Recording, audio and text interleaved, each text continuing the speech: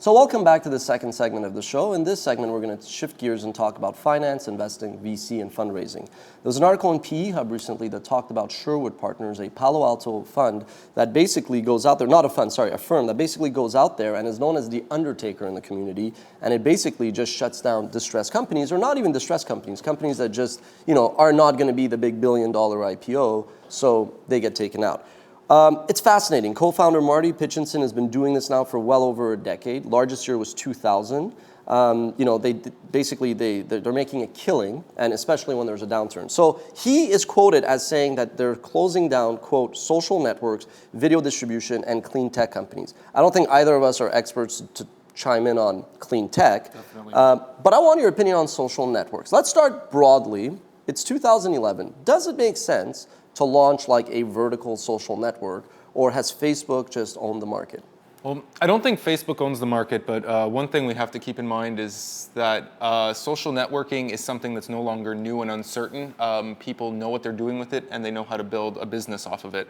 And that brings me to my second point, is that there's pretty much two kind of business models for social networks, and I'm really generalizing here. The first one is to actually generate revenue directly, kind of like what Facebook's doing with all its different advertising options. And the other one is to pretty much sell off to a company like Facebook because they want your technology. If you're trying to just be a Facebook clone, or if you're trying to generate revenue directly, I suspect that you're going to be under a lot more pressure and that you might be forced to close down. If you have a very niche piece of technology that might appeal to either Google or Facebook or someone else, then you're more likely to survive, provided you don't run out of venture capital in the meantime. Of course, it'll be harder to raise more venture capital if you do run out, and then you'll be on the line. But to go back to video, how do you think this might be affecting video? Because video companies, whether they're distribution or content oriented, they're kind of about the same age as social networks. Yeah, I mean, I've seen this story unfold in 2008, 2009, when every company sort of laid off 30% and asked staff to, reduce their wages by 10%. Remember the Good Times Rest in Peace by Sequoia presentation, which I think was just to scare both their CEOs, but also the competition at other VC firms.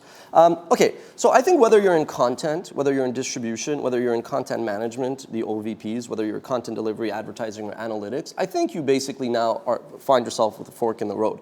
I think if your cost structure is like reasonable, then you can probably stay business as usual and even accelerate the gas pedal. The problem is, again, there's a lot of companies, and I'll go meet companies like every time that I'm, in the neighborhood, and I just look around, I'm like, man, there's like 30 more people here. And I think some of that growth is sustainable and realistic. There's demand there. I think some of it is just driven by the market giddiness, right, and venture capital and all that. So I think if your cost structure is again out of whack, yes, you should probably start to not batten down the hatches, but just be a bit more careful. But I think if your cost structure is pretty reasonable, then it's probably a good time to get aggressive and go and get market share, because other companies are going to have to inadvertently scale down, especially if they are VC-backed, because VCs are like, they say this about investment bankers too, and VCs in particular, and just bankers, when you say, you need a loan, it's like they'll give you an umbrella when it's sunny, but then the second it's raining, they're like, give me back that umbrella, right? So I think that you're definitely going to see, not so much of a shakedown the way we saw in 2008. That was just fear in the marketplace. But I think you are going to see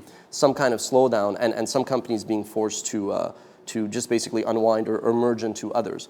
We're going to wrap up the second segment. We're going to be back, and then we're going to do lightning round and email of the week, where a viewer basically calls BS on me. We'll be back.